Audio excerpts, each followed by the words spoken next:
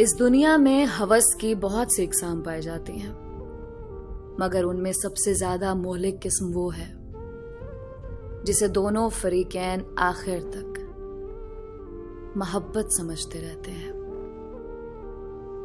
साल 2008 की बात है, जब मैं 25 साला नौजवान था।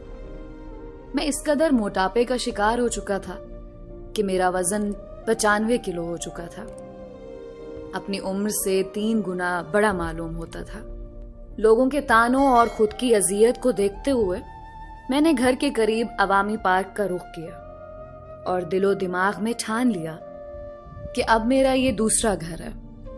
जब तक खुद को सेहतमंद ना कर लूं और वजन को नॉर्मल ना कर लूं, तब तक इस पार्क से नहीं निकलूंगा। बस फिर तो पार्क के 2 चक्कर लगना शुरू हो गए, सुबह फजर की नमाज के बाद और असर के बाद। रोजाना की जदोजहद शुरू हो गई। पहले 1 घंटा बहुत तेज वॉक करता, फिर मुश्किल वर्जिश को अपनी रोजमर्रा जिंदगी का मामूल बना लिया। पार्क में तरह तरह के लोग दिखने को मिलते। आते जाते सबसे सलाम दुआ होने लगी। वहां एक रमशा नामी लड़की भी असर के वक्त वॉक करती नजर आती। उसका भी कुछ मेरे जैसा हाल था। वो भी शदीद मोटापे का शिकार थी। उम्र 23 साल थी, जबकि वजन 84 किलो था। अपनी उम्र से बड़ी मालूम होती। सुनहरी रंग के बाल थे जिनको हाई पोनी की होती थी। वो कभी वॉक करती मेरे आगे आ जाती तो कभी मेरे पीछे। हम रोजाना एक दूसरे को देखते रहे। हमारे दरमियान कोई बात नहीं हुई। तकरीबन 1 हफ्ता गुजरने के बाद एक दिन ऐसा हुआ कि जब मैं वॉक करके बहुत थक गया तो खुद को रिलैक्स करने के लिए एक बेंच पर आकर बैठ गया। वहां पहले से किसी खातून की कुछ चीजें पड़ी थीं, जिनमें एक चादर थी और पानी की बोतल भी। मैं थोड़ा साइड पर होकर बैठ गया। कुछ ही पल गुजरे कि रमशा वहां आ गई। मैं उसे देख के फौरन उठने लगा कि ये उसकी जगह है, मैं किसी दूसरे बेंच पर चला जाऊं। वो फूले हुए सांस में बोली, कोई बात नहीं, आप बैठे रहे यहाँ पर। मैं फौरन से बोला, आपका बेंच है ये? मैं बस खाली बेंच समझकर बैठ गया। अरे मेरे घर का बेंच थोड़ी है, कॉमन पार्क है, यहाँ हर बंदा बैठ सकता है। मैं ये बात सुनकर मुस्कुरा दिया। चलें, शुक्रिया आपका। वो मुस्कुरा दी। वो भी बैठ गई। तेज वॉक की वजह से उसका सांस फूला हुआ था। कितना मुश्किल है ना खुद को स्मार्ट करना, फिट करना। बैंड बजी हुई है मेरी तो। मैं उकताहट से बोला। वो हंसने लगी और बोली, सही बात है, बस अल्लाह किसी दुश्मन को भी मोटा ना करे। जीना हराम कर देता है ये मोटापा। वो ये बात करके पानी पीने लगी। उसको पानी पीता देखकर मुझे भी याद आया कि मुझे भी बहुत प्यास लगी हुई थी और वहां पानी नहीं था, तो मुझे मजबूरन सब्र करना पड़ा। लेकिन जैसे ही मैंने उसकी भरी हुई बोतल देखी, फौरन उसे पानी मांग लिया, जैसे उसको बहुत बरसों से जानता हूं। मैंने बिला झिझक उससे कहा, पानी मुझे भी मिल सकता है? वो ये सुनकर चौंक कर मुझे देखने लगी और गहरी सोच में पड़ गई। जाहिर है किसी अनजान मर्द को कैसे अपनी बोतल दे सकती थी।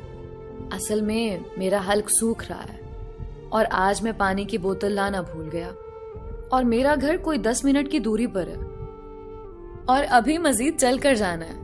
यहाँ तो पानी ही साफ नहीं है।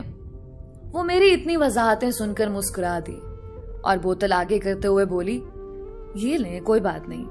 मैंने भी फौरन बोतल ली और पीने लगा। आधी बोतल पीने के बाद मुझे एहसास हुआ कि सारा खत्म ना करूं, क्या पता उसने भी पीना हो अभी। मैंने बोतल उसको वापस कर दी। वो बोली, कोई बात नहीं, आप और भी पी लें। मैं हंसकर कहने लगा, नहीं, बहुत शुक्रिया आपका। आपने अपनी बोतल दी। वो मुस्कुराकर चुप हो गई। फिर मैंने सवाल दागा, क्या नाम है आपका? रमशा नाम है मेरा। और आपका? वो मेरा नाम पूछने लगी। मेरा नाम अवैस है। अच्छा, गुड। वो नाम पूछकर चुप हो गई। मैंने फिर सवाल किया, क्या करती हैं आप? वो बोली, अभी तो स्टूडेंट हूं, पढ़ रही हूं। क्या पढ़ती हैं? वो बोली, मैं बिजनेस की स्टूडेंट हूं। और आप क्या करते हैं? मैं भी पढ़ रहा हूं, आर्किटेक्ट बनना चाहता हूं। अरे वाह, अच्छा लगा सुनकर। आप भी मेरी तरह उम्र में बड़ी लगती हैं इस मोटापे की वजह से। मैं हंसते हुए बोला। वो जोर से हंस पड़ी। आप सही कह रहे हैं, मोटापा इंसान को उम्र से बड़ा दिखाता है। मैं खुद बहुत परेशान हूं इस बीमारी की वजह से। उसकी ये बात सुनकर मैं मुस्कुरा दिया। कोई बात नहीं, हिम्मत रखें, इंशाल्लाह बहुत जल्द आप फिट हो जाएंगी। हमारी बातों में मगरिब की अजानें शुरू हो गईं। वो बोली, बहुत देर हो गई है, मैं चलती हूँ। मैंने कहा, जी जी जरूर, बहुत अच्छा लगा आपसे बात करके। वो बोली, मुझे भी। उसके जाते जाते मैंने फिर सवाल कर दिया, यहाँ पास में रहती हैं आप? वो पीछे मुड़कर बोली, जी मेरा घर पार्क के साथ वाली गली में है। अच्छा, ये तो बेहतरीन है, मैं जल्दी से बोला। वो मुस्कुराकर आगे चल दी। मैंने भी फौरन घर की राह ली। अगली सुबह आया तो मैं उसी को ढूंढता रहा, लेकिन वो असर के वक्त ही आती बस। फिर जब मेरा असर के वक्त चक्कर लगा तो वो वहां पहले से मौजूद थी, वॉक कर रही थी। उसकी नजर मुझ पर पड़ी तो मुस्कुरा दी। हम पूरा 1 घंटा वॉक करते रहे और फिर हमारे दरमियान कोई बात नहीं हुई और दोनों घर चले गए। उसके अगले दिन फिर वही रूटीन रही और मैं वॉक के बाद थककर बेंच पर बैठ गया।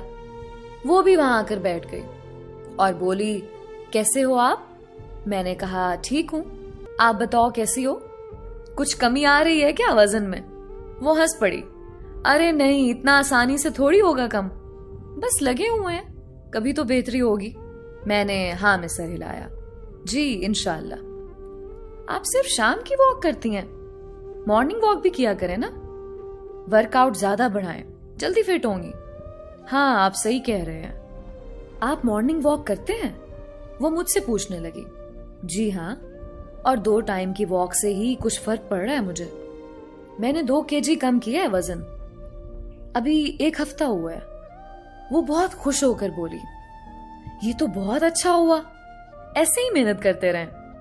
जी आप भी ज्वाइन करें ना मॉर्निंग वॉक। जी इंशाल्लाह कल से।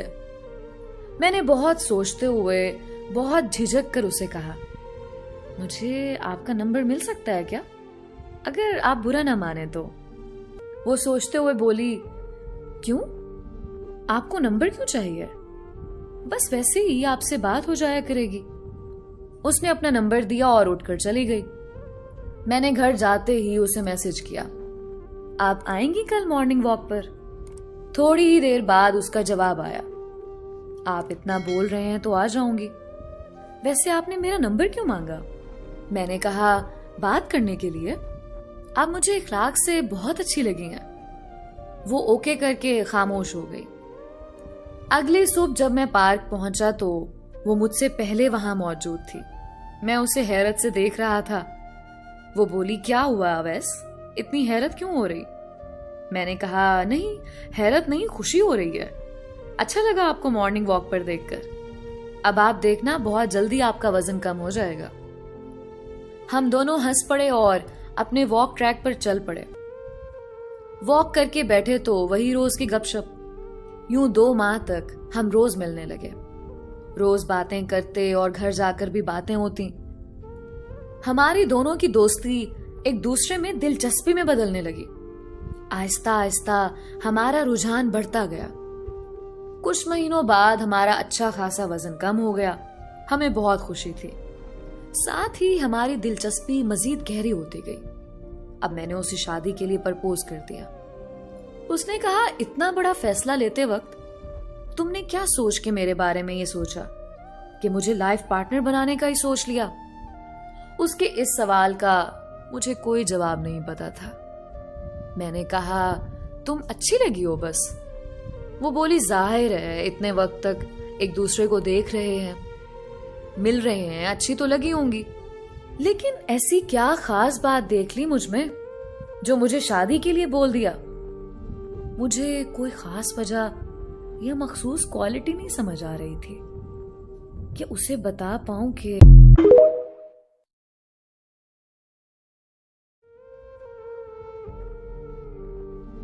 इस दुनिया में हवस की बहुत सी इकसाम पाई जाती हैं, मगर उनमें सबसे ज्यादा मोहलिक किस्म वो है जिसे दोनों फरीकैन आखिर तक मोहब्बत समझते रहते हैं। साल 2008 की बात है, जब मैं 25 साला नौजवान था। मैं इस कदर मोटापे का शिकार हो चुका था कि मेरा वजन 95 किलो हो चुका था। अपनी उम्र से 3 गुना बड़ा मालूम होता था। लोगों के तानों और खुद की अजियत को देखते हुए मैंने घर के करीब अवामी पार्क का रुख किया और दिलो दिमाग में ठान लिया कि अब मेरा ये दूसरा घर है। जब तक खुद को सेहतमंद ना कर लूं और वजन को नॉर्मल ना कर लूं, तब तक इस पार्क से नहीं निकलूंगा। बस फिर तो पार्क के 2 चक्कर लगना